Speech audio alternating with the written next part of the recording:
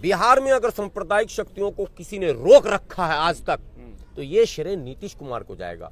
जिस दिन नीतीश कुमार खत्म हो गए ना, भाजपा वहां पूर्ण बहुमत की सरकार बनाएगी। लिख ले, कोई गलतफहमी न पाले, ये नीतीश कुमार है जिसने भारतीय जनता पार्टी को भी अपनी हद में रखा। स्टूडेंट सड़कों पर हैं वो तो ठीक है, छात्रों को तो अपनी मांग को लेकर सड़क पर आना ही चाहिए, लेकिन उन छात्रों के आंदोलन का जो राजनीतिकरण हो रहा वो ठीक नहीं है। कौन कर रहा है? अब तमाम दल उसमें कूद रहे हैं, तमाम दलों को इसमें कूदकर उसका राजनीतिकरण नहीं करना चाहिए। छात्रों को आंदोलन विशुद्ध रूप से करने देना चाहिए, उनकी अपनी समस्या है और छात्र नेताओं के मोहताज नहीं है। नेता छात्र के मोहताज हो सकते हैं, छात्र नेता के मोहताज नहीं है। लेकिन लगातार 3 दिनों से बिहार में ये देखा जा रहा है कि हर पार्टी वाले ये चाह रहे हैं कि इस आंदोलन को हाईजैक कर लूं, इससे छात्रों का नुकसान होगा। तो एक तो मेरी विनती है छात्र के तमाम संगठनों से कि आप इन राजनेताओं को अपने मंचों से जितनी जल्दी हो दूर करें। यदि वास्तविक मांग आपकी है मांग तो वास्तविक ही है, लेकिन अगर आप राजनेताओं को इस तरह से मंच पर लाएंगे, उनके नेतृत्व में आगे चलेंगे तो काम नहीं होगा। क्योंकि राजनेता का मामला वैसे ही है, जैसे अदालत में तारीख पे तारीख होता है, वैसे राजनेता भी मामले को फंसाते हैं, बनाते नहीं। अब तक यही देखने को मिला। एक दूसरी बात यह कि आपने कहा कि नीतीश कुमार जी दिल्ली आए, प्रधानमंत्री जी से मिलने के मूड में थे। ये सब देखिए कुछ ना नैरेटिव सेट किया जाता। नीतीश कुमार इस वक्त भारत में सबसे अनुभवी और परिपक्व नेता, और नीतीश कुमार के बारे में लोग कहते हैं पलटू चाचा, आप लोग भी कहते हैं सब लोग। वो पलटू चाचा नहीं है, वो पटकू चाचा है। वो पलटते कभी नहीं है, वो पटकते हैं। अरे कितनी बार तो पलटे नहीं है, पटके हैं। जब जरूरत पड़ी, उनको लगा कि कोई हम पर हावी हो रहा, तो वो उठा के धोबिया पाट देते हैं, पटक सीधा। वो पटकू चाचा हैं। और ये लिखिएगा थंबनेल में कि पलटू चाचा बोलना बंद करो, पटकू चाचा उनका नाम रखिए। और जरूरत पड़ेगी अगर कोई उनके काम में बाधा डालेगा, उनके काम करने के तौर तरीके अपने अलग हैं, भारत के और मुख्यमंत्रियों से अलग हैं, और उन्होंने अपने उस काम का लोहा बिहार में मनवाया है। बिहार का बड़ा वर्ग आज भी नीतीश कुमार के काम की प्रशंसा करता है।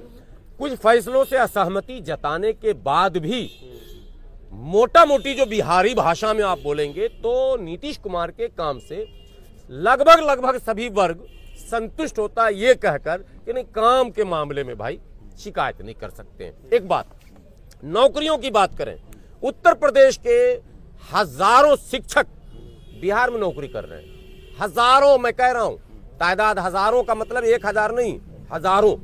ये बिहार में जो नौकरी मिली है, क्रेडिट भले तेजस्वी जी जबरदस्ती ले रहे हैं कि हम जब आए तब हुआ, लेकिन ये सारा रोड मैप जो है वो नीतीश कुमार जी का बनाया हुआ। कोई वर्ग नहीं है जिसको उन्होंने अछूता रखा हो। विकास की जो गंगा जिसको कहते हैं, वो अगर बहाई है तो वो गांव का सुदूर इलाका क्यों ना हो, वहां भी वो दिखता है कहीं ना कहीं।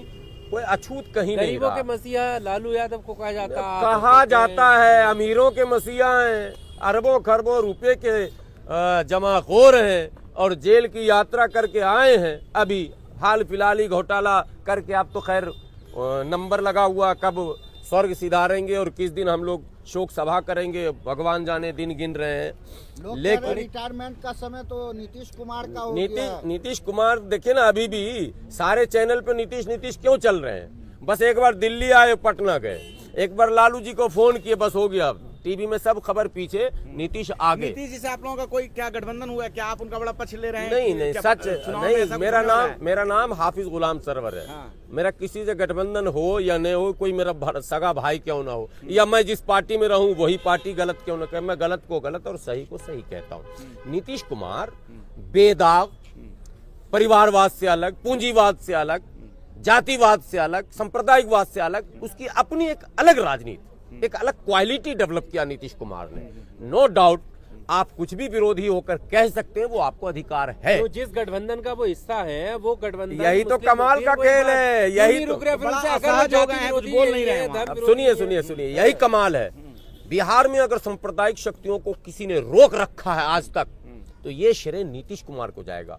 जिस दिन नीतीश कुमार खत्म हो गए ना, भाजपा वहां पूर्ण बहुमत की सरकार बनाएगी। लिख ले, कोई गलतफहमी न पाले, ये नीतीश कुमार है जिसने भारतीय जनता पार्टी को भी अपनी हद में रखा। ये नीतीश कुमार है, मैं कह रहा हूं इस बात को। मैं उस पार्टी में नहीं हूं, और कहा यह जा रहा है कि भाजपा ने नीतीश जी को हाईजैक कर लिया है, इसलिए कुछ बोल नहीं पा रहे। नीतीश को कोई हाईजैक कोई भाजपा आएगी बिहार में? नहीं आएगी, नहीं आएगी। ये आज आपको बता दे रहा हूँ, जब तक बसपा थी ना उत्तर प्रदेश में, भाजपा नहीं आती थी पूर्ण बहुमत में। बसपा खत्म, भाजपा पूर्ण बहुमत में।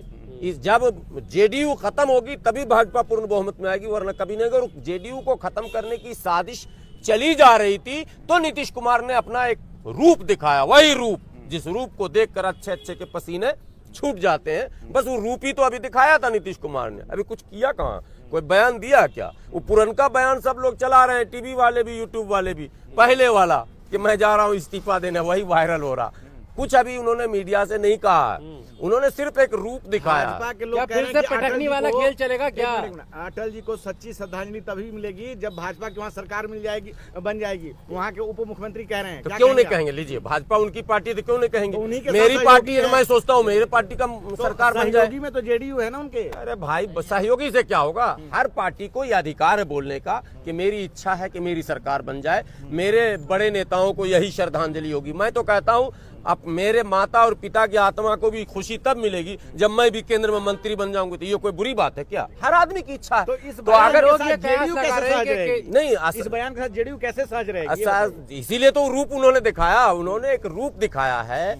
जब आरजेडी ने अपना प्रभाव बढ़ाया और इन्हें लगा कि आरजेडी हमें हानि पहुंचा सकती है या काम में बाधा डाल सकती है, तो एक रूप दिखाया। आपने कहा पलट गई, पलट नहीं गए, आरजेडी को इन्होंने पटक के बोला कि अब तू नहीं आएगा जब तक मैं नहीं रहूंगा, चाचा से भतीजा आगे मत बढ़ियो। अब इस बार भाजपा को भी उन्होंने पटक के कह दिया कि सुन ले भाई, रहना तो मेरी शर्तों पर, मेरी शर्त नहीं तो सरकार नहीं। तो ये तो कमाल की पॉलिटिक्स है। भारत में इकलौते ऐसे पॉलिटिशियन हैं जिनकी 40, 42, 45 सीट है और 85, 87 सीट वाले भारतीय जनता पार्टी को पीछे लाइन में वो खड़ा रखे हुए हैं और 75 सीट वाले आरजेडी को भी पीछे रखे हुए थे।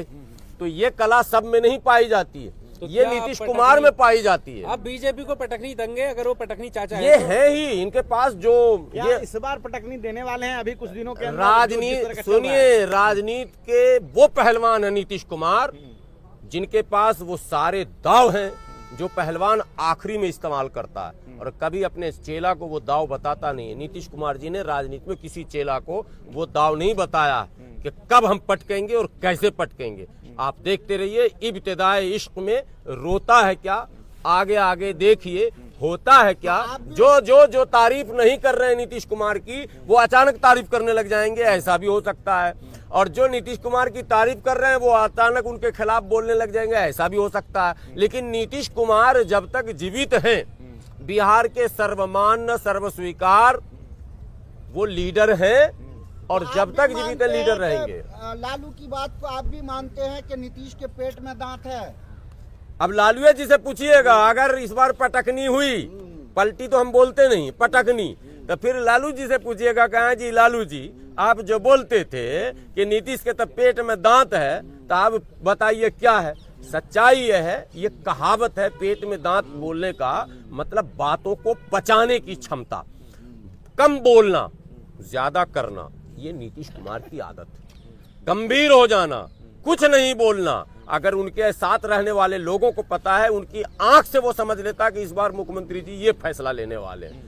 ये नीतीश कुमार के अंदर कला है। आप कितना समझ पा रहे हैं अभी के जो स्थितियां हैं, ये अभी क्या होने वाला है जितना आप उनका बता रहे हैं? हम तो समझ रहे हैं कि खेल होगा, प्रतीक्षा कीजिए समय का। लेकिन चूंकि इस बार डबल खेल होगा, इस बार दो पहलवान को पटकने की तैयारी में वो हैं, इसलिए थोड़ा एक्सरसाइज और वर्जिश। दोनों पहलवानों को बारी बारी से ढोते हैं वो और उनके साथ सवारी करके सत्ता में बने रहते हैं। नहीं, दो पहलवान मतलब आप अभी नहीं समझे, समझने वाले समझ रहे होंगे।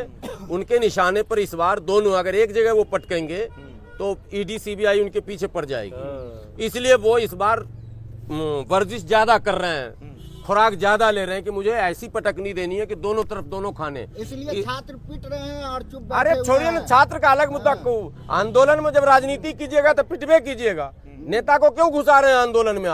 आप आंदोलन कीजिए, विशुद्ध रूप से छात्र आंदोलन होता है, हर आंदोलन में नेतागिरी। उसी आंदोलन से ये निकले हैं और वही तो उसी आंदोलन से तो पूरा भारत का नेता जितना है, लालू जी कौन आंदोलन, वो भी तो आंदोलन से निकले हैं, नीतीश जी भी आंदोलन से निकले हैं।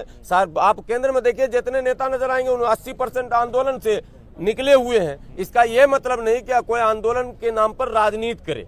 आंदोलन होना चाहिए, छात्रों को अधिकार है, करना चाहिए, हम उसके साथ खड़े हैं, लेकिन आंदोलन का राजनीतिकरण नहीं होना चाहिए। कभी वो नेता कूद के आ रहे हैं, कभी उसको फंसा रहे हैं, फिर वो नेता कूद के आ रहे हैं, उसको फंसा रहे हैं, तो वो आंदोलन डिरेल हो जाएगा और डिरेल हो रहा है।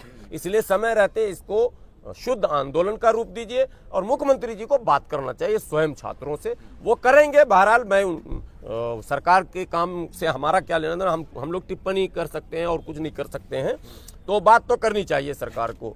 लेकिन ये सवाल जो आपका है पलटने वाला, ये आंदोलन से अलग है, इसका आंदोलन से कोई संबंध नहीं है। हो सकता है कि वो लोग जिनको ये लग रहा होगा कि इस बार हमें पटक नहीं देंगे, कहीं वही ने आंदोलन खड़ा करके घेरे हुए हैं उनको कि जब तक आंदोलन रहेगा तो अस्थिर सरकार को नहीं कर सकते हैं, रुकना मजबूरी है, कुछ पॉलिसी बना रहे होंगे, कुछ योजना बना रहे होंगे। देखिए सब धुरंधर है, सब धुरंधर। आपको पता है दिल्ली में भी एक चाणक्य बैठे हैं ना भाई, सब धुरंधर हैं, तो सब अपना अपना लगाए हुए हैं। साम दाम दंड भेद उछल कूद सबका चल रहा, लेकिन अंतोगत्वा पटकने में कामयाब नीतीश कुमार ही होंगे, ये मैं फाइनली कह रहा हूं।